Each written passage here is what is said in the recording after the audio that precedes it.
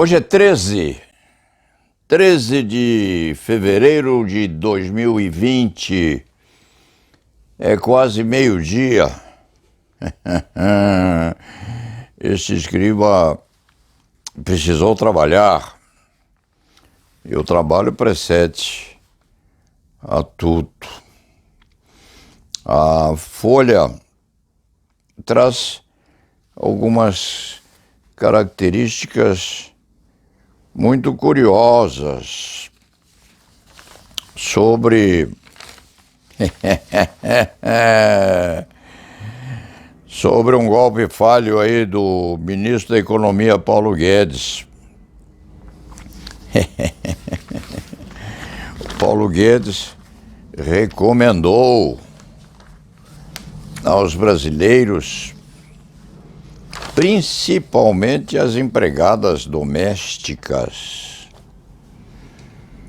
que façam turismo interno e que não vão à Disney, como estavam pretendendo e completando o ideário de ir à Disneylândia, as empregadas domésticas brasileiras, segundo Paulo Guedes, estavam gastando demais. Depois o ministro se arrependeu da bobagem que disse e explicou, afirmou que estava sendo mal interpretado. Não estava mal interpretado, não.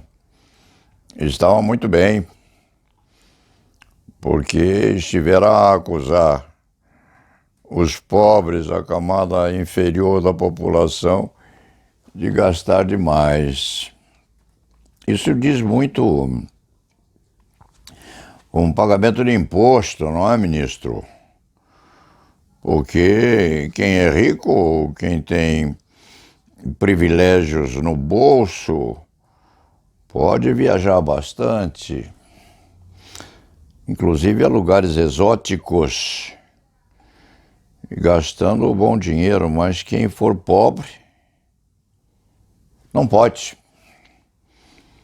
Precisa contentar-se em molhar os pés numa praiazinha qualquer, bucólica, aliás, desse nosso Brasil. Depois pediu desculpa o ministro. Isto lembra ao escriba um muito abonado cidadão que dizia gostar muito de pobre, desde que tomasse banho e não comesse perto dele.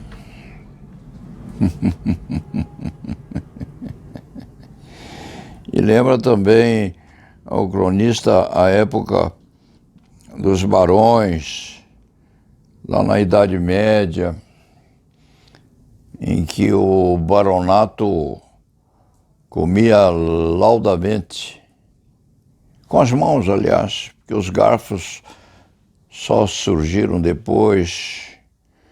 Comiam com as mãos, jogavam os ossos aos serventuários, aos servidores, aos escravos, que devoravam os restos lá embaixo, abaixo do salão onde a nobreza se deleitava com as especiarias. Pobre é bom, ministro, desde que fique longe demais e tome banho de vez em quando. E pobre não pode frequentar a Disneylândia, nem permitir que o filhinho desperte do sonho e possa ver Mickey Mouse lá na Disney. O ministro deu uma pirombada. Vai purgar isso o resto da vida, ministro. precisa é tomar dinheiro dos muito ricos, colher os impostos, respeitando a dinastia aureolada e prover de vez em quando a possibilidade de um pobre ser sorteado para levar o filhinho para ver Mickey Mouse na Disneylândia. Vai fazer muito bem, ministro Paulo. Deu um escorregão. Cuidado com isso, porque quando a gente escorrega, às vezes é uma só vez. Não dá para consertar mais. E o ministro fala em parasitas. Não está a se referir aos coreanos que venceram o Oscar. Não. Porque a ligação aqui é feita entre os parasitas, que seriam os funcionários públicos beneficiados principescamente, e outros parasitas que vêm aqui na coluna de Marcos Nogueira da Folha, folha.com.cozinha bruta. Examina a comida coreana. Comida coreana é tão pop quanto parasita. E Marcos Nogueira oferece uma série de menus coreanos. E fala no fim em carne de cachorro. O costume de carne canina, artigo de luxo na Coreia, está caindo em desuso com a ocidentalização dos costumes. Mas ainda persiste em nichos da comida, inclusive no Brasil. Com sabedoria, diz Marcos Nogueira, eles desconversam quando o assunto chega. Então, o coreano consegue vencer o Oscar, levar a coloneta para casa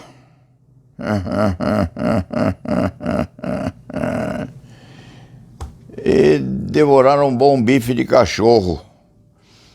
O escriba faz tal comentário enquanto olha ao lado a cachorrinha Blimunda, que é a família, e fica a olhar interessada,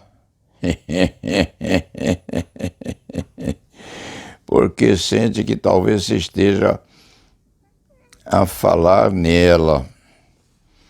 Um canibalismo em carne canina. Daqueles que venceram, sim, um prêmio Oscar, vindos da Coreia.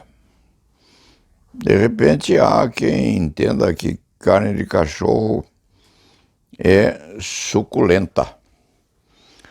Digam-no aqueles que a devoram por aí. Faz parte, porque há gosto para tudo, inclusive em carne canina. Por último, a Folha de São Paulo traz um conflito sobre preso reduzir pena com leitura da Bíblia reativa.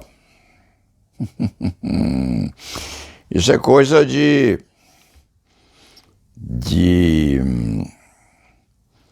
crente daquela religião dos... Qual é o nome deles? Qual é o nome deles? Evangélicos. Os evangélicos estão a pressionar no sentido de obtenção da hegemonia, em saber quem vai para o céu com predominância, dominando as nuvens celestiais. Uma disputa sobre a leitura da Bíblia, porque havia uma lei acentuando em São Paulo, se a memória não falha, que os leitores da Bíblia teriam redução da pena na medida em que conseguissem saber o que diziam os livros sagrados. E o Tribunal de Justiça do Estado de São Paulo acaba de afirmar que essa manipulação do texto bíblico é inconstitucional. E há também, paralelamente, uma disputa, discussão qualquer sobre aquilo que o preso pode ler, aquilo que o recluso não deve ler. Imagine-se dar-se ao preso a possibilidade de ler Kafka ou o Estrangeiro de Camus. O Estrangeiro de Camus é altamente inspirador. Se a rememoração não falta a este escriba que não pôde avaliar a certeza do pensamento que vem a este escriturário agora, inopinadamente. O Estrangeiro é a história de alguém que passa a navalha no pescoço de um árabe que estava a transitar por lá,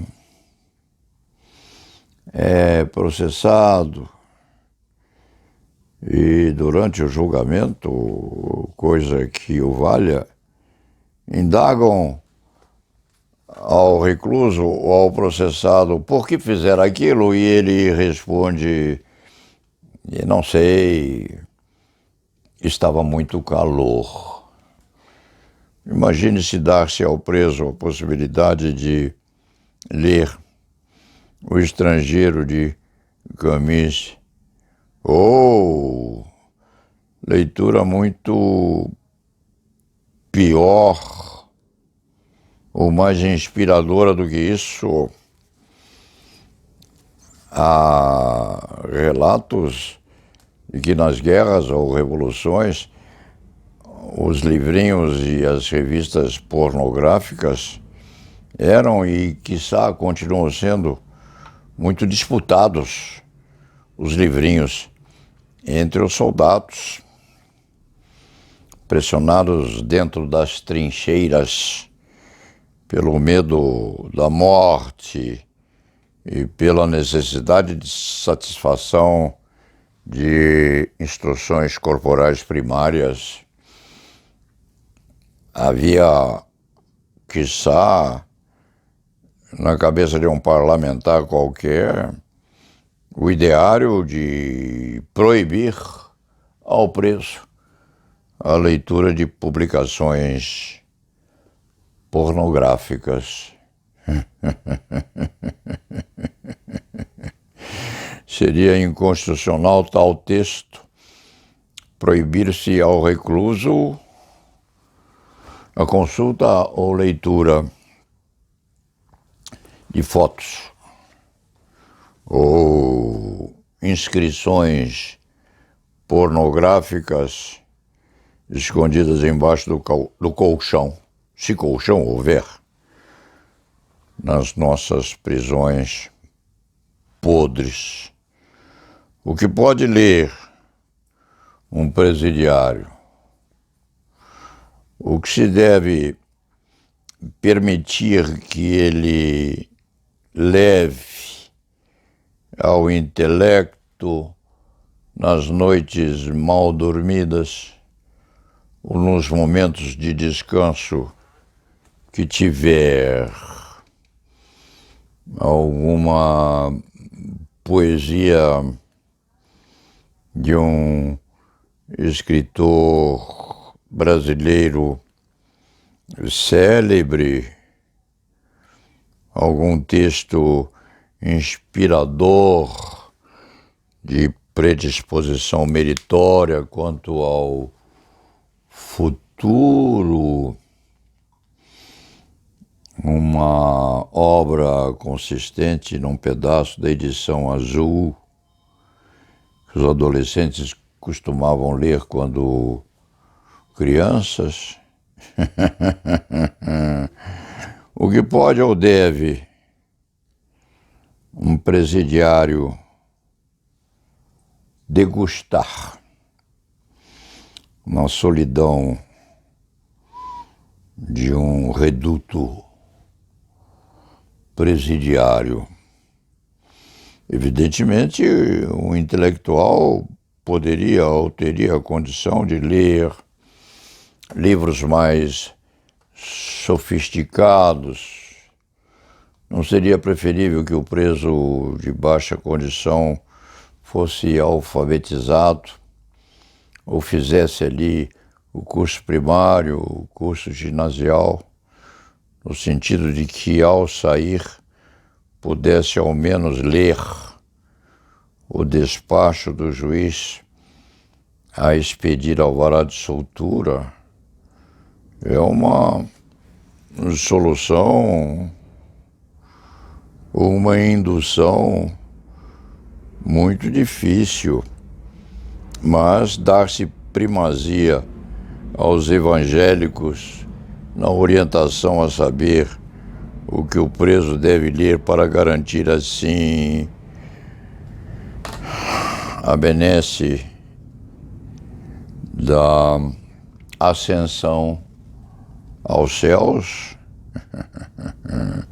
ou aos católicos, ou aos umbandistas, é uma ideação muito difícil. Impedir o leitor de degustar aquilo que lhe apeteça ou levar o recluso a ler os Lusíadas de Camões. Alma minha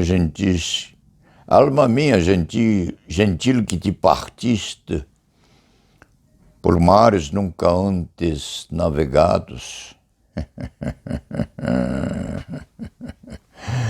O preso sai de lá decorando os Lusíadas. Ou, obra clássica, outra, Macbeth, etc. E, de repente, dá-lhe no bestunto de levar a cabo aquilo que há na cabeça de Hamlet. Dito isto, e apesar disto, o escriba termina a crônica de hoje, que precisa ser curta, evidentemente não sugerindo ao ouvidor que vá apreciar carne de cachorro, carne de cão, que no Brasil consistiria um quase pecado mortal, se pecado mortal não for. E la nave va.